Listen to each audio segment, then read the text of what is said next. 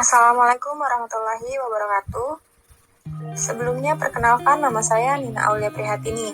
Saya mendapatkan tugas dari Ibu Nurhayati Eskom Mkom selaku dosen pengampu mata kuliah Etika Profesi. Di sini saya akan mempresentasikan tugas dengan tema yang sudah ditentukan, yaitu profesi dan profesionalisme. Oke, langsung saja simak penjelasan berikut untuk mengetahui lebih dalam lagi mengenai materi yang akan kita bahas. Pasti kalian sudah pernah mendengar kan, apa itu profesi? Misalkan contoh pada gambar di samping ini. Coba kalian tebak apakah ini sebuah profesi?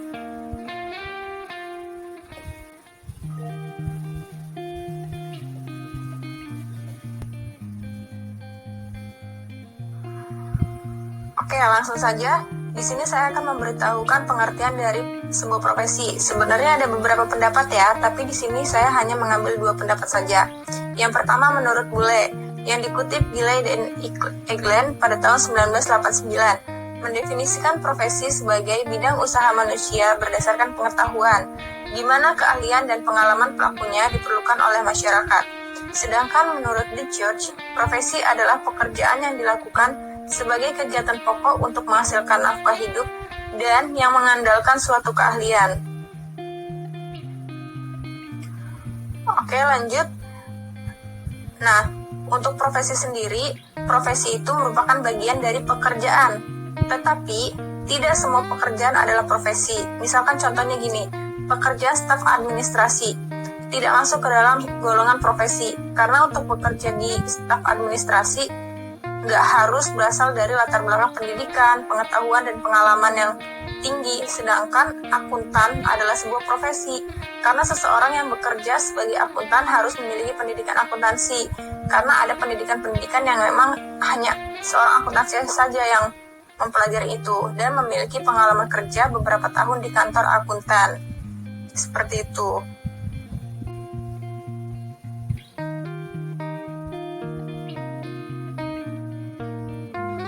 Lanjut ya, ada ciri khusus yang melekat pada profesi. Yang pertama, adanya pengetahuan khusus. Di sini yang dimaksudkan pengetahuan khusus itu biasanya keahlian dan keterampilan ini dimiliki berkat pendidikan, pelatihan, dan pengalaman yang bertahun-tahun. Seperti contohnya seorang dokter. Dokter harus memiliki pendidikan yang tinggi, harus mengikuti sebuah pelatihan dan pengalaman yang bertahun-tahun, pengalaman yang udah lama. Contoh lagi seperti pilot. Pilot termasuk profesi karena memiliki pendidikan yang tinggi, memiliki pelatihan juga, dan harus memiliki pengalaman jam terbang yang relevan gitu. Yang kedua, adanya kaidah dan standar moral yang sangat tinggi. Hal ini biasanya setiap pelaku profesi mendasarkan kegiatannya pada kode etik profesi. Kayak contoh yang tadi, seorang dokter pasti memiliki kode etik, di mana dia harus memahami kode etiknya tersebut. Dokter itu harus tidak memandang ras, suku, dan lain sebagainya. Yang ketiga, mengabdi pada kepentingan masyarakat. Artinya, setiap pelaksana profesi harus meletakkan kepentingan pribadi di bawah kepentingan masyarakat. Itu sama seperti yang nomor 2 tadi. Jadi, harus mementingkan profesionalisme itu, harus mengedepankan profesionalnya tersebut. Lanjut yang keempat, ada izin khusus untuk menjalankan suatu profesi. Setiap profesi akan selalu berkaitan dengan kepentingan masyarakat, di mana nilai-nilai kemanusiaan berupa keselamatan, keamanan, kelangsungan hidup, dan sebagainya. Maka untuk menjalankan suatu profesi harus terlebih dahulu ada izin khusus. Contoh pilot. Pilot harus memiliki sebuah lisensi untuk menerbangkan pesawatnya. Jadi kalau tidak ada izinnya, dia tidak akan bisa menerbangkan pesawat tersebut. Itu yang disebut dengan profesi. Harus memiliki 4 syaratnya tadi. Memiliki ciri-ciri atau sifat yang selalu melekat pada seorang profesi.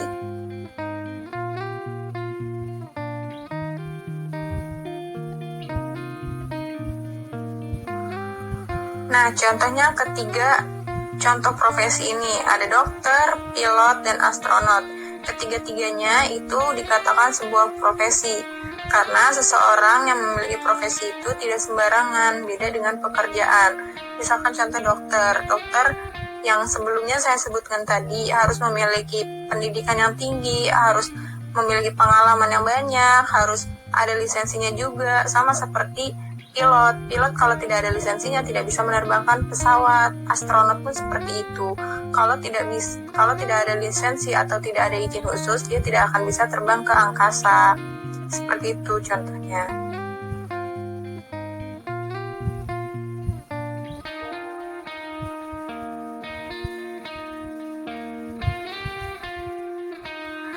Oke, lalu apa sih profesionalisme itu? Nah, di sini Meister pada tahun 1997 menyatakan bahwa profesionalisme bukan sekedar pengetahuan teknologi dan manajemen, tetapi lebih merupakan sebuah sikap. Profesionalisme untuk pengertiannya adalah suatu paham yang menciptakan dilakukannya kegiatan-kegiatan kerja tertentu dalam masyarakat, berbekalkan keahlian yang tinggi dan berdasarkan rasa keterpanggilan serta ikrar untuk menerima panggilan tersebut. Nah, titik penekanan dari profesionalisme adalah penguasaan dari ilmu pengetahuan atau kemampuan manajemen beserta kemampuan strategi penerapannya. Untuk meningkatkan nilai profesionalisme suatu profesi, serta untuk membentuk suatu standarisasi profesi, biasanya dibentuk organisasi-organisasi profesi. Pengembangan profesionalisme pada seorang teknisi bukan hanya merujuk pada keterampilan yang tinggi, melainkan juga tingkah laku yang sesuai kriteria. Untuk mengukur profesionalisme itu tentunya perlu diketahui terlebih dahulu standar profesional, serta secara teoritis menurut Gilley dan Eglan pada tahun 1989, standar profesional dapat diketahui dengan 4 perspektif pendekatan. Oke, lanjut.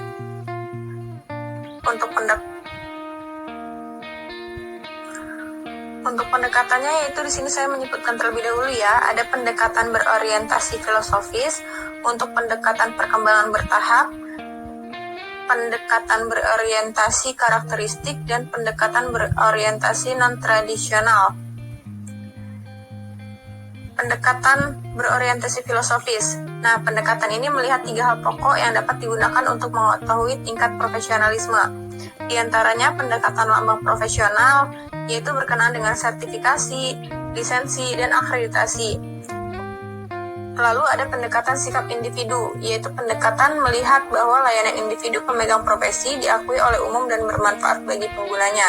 Selanjutnya pendekatan elektik, yaitu pendekatan yang melihat bahwa proses profesional dianggap sebagai kesatuan dari kemampuan hasil kesepakatan dan standar tertentu. Yang kedua ada pendekatan perkembangan bertahap ya, yaitu orientasi perkembangan menekankan 6 langkah dalam proses. Yaitu diantaranya yang pertama berkumpulnya individu-individu yang memiliki minat yang sama terhadap suatu profesi. Nah, biasanya langkah ini merupakan awal dari proses profesional. Yang kedua ada melakukan identifikasi dan adopsi terhadap ilmu pengetahuan tertentu untuk mendukung profesi yang dijalaninya.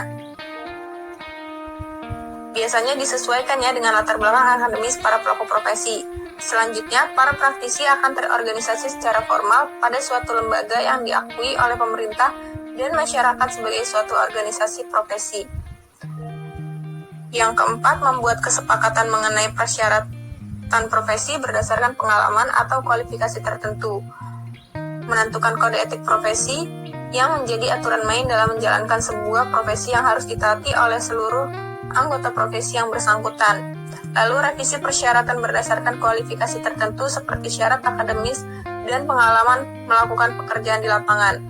Untuk pendekatan yang ketiga, itu ada pendekatan berorientasi karakteristik. Pendekatan ini biasanya melihat bahwa proses profesional dapat ditinjau dari karakteristik profesi atau pekerjaan. Ada 8 karakteristik pengembangan profesi profesional yang saling terkait.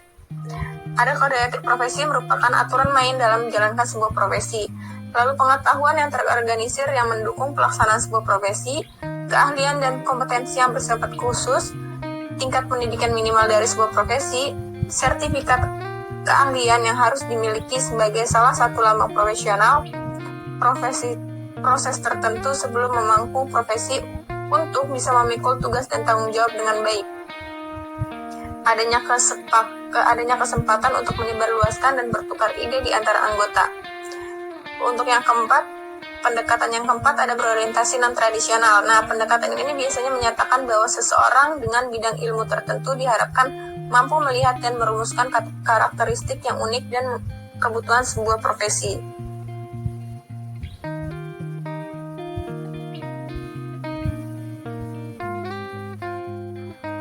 Oke, selanjutnya ada kode etik profesi.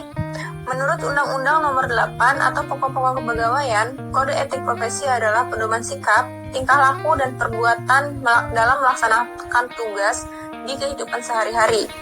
Nah, kode etik ini adalah sistem norma, nilai, dan aturan profesional tertulis yang secara tegas menyatakan apa yang benar dan yang baik, serta apa yang tidak benar dan tidak baik bagi profesional yang menjadi anggota dari sebuah organisasi profesi.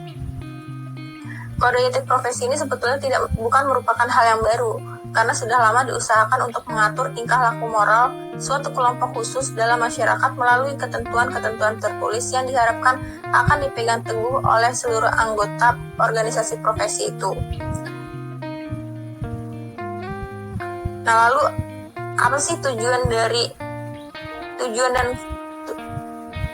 kode etik profesi itu apa saja? Gitu. Di sini saya sudah merangkum ada tujuan kode etik, yaitu sebagai berikut ya. Yang pertama, untuk menjunjung tinggi martabat profesi.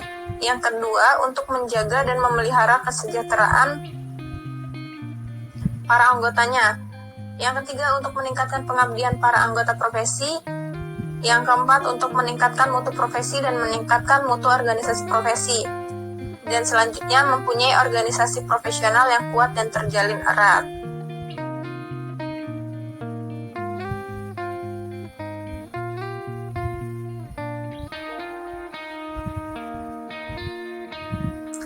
Oke, kita sudah berada di slide terakhir nih ya, rangkuman dari sebuah presentasi yang tadi kita pelajari. Yang pertama ada perbedaan profesi dan pekerjaan. Nah, profesi itu merupakan dari pekerjaan, tapi nggak semua pekerjaan adalah profesi. Sama seperti kayak contoh dari profesi itu dokter, pilot, masinis, tentara, dan lain sebagainya. Sedangkan contoh dari pekerjaan itu seperti administrasi. Dan gambar yang tadi ada di samping itu sebuah pekerjaan, karena untuk menjadi seorang programmer itu tidak perlu melakukan pendidikan yang tinggi atau tidak perlu memiliki lisensi. Hanya saja kita harus memahami apa saja sih yang dibutuhkan oleh seorang programmer tersebut. Lalu mengetahui apa itu profesional. Profesional itu seseorang yang menjalankan profesinya secara benar dan melakukannya menurut etika dan garis-garis profesionalisme yang berlaku pada profesinya tersebut. Oleh karena itu, seorang profesi harus memiliki tingkat profesional yang tinggi. Makanya kenapa profesi itu berbeda dengan pekerjaan, karena seorang profesional itu pasti memiliki kode etik dan lain sebagainya. Lalu, apa tujuan dari kode etik profesi? Nah, kan profesi tadi kan ada kode etik tertentu ya. Lalu apa sih tujuannya? Nah, secara singkatnya, untuk berperilaku terhormat dan memandu anggotanya dalam memenuhi sebuah tanggung jawab.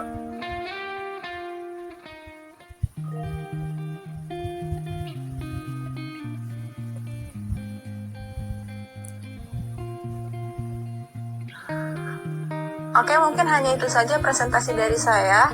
Kurang lebihnya saya mohon maaf. Apabila ada kekurangan materi, mohon dipelajari lagi dari internet ataupun dari sumber-sumber yang lainnya. Saya ucapkan terima kasih atas perhatian teman-teman mahasiswa. Saya Nina Aulia Prihatini undur diri. Wassalamualaikum warahmatullahi wabarakatuh.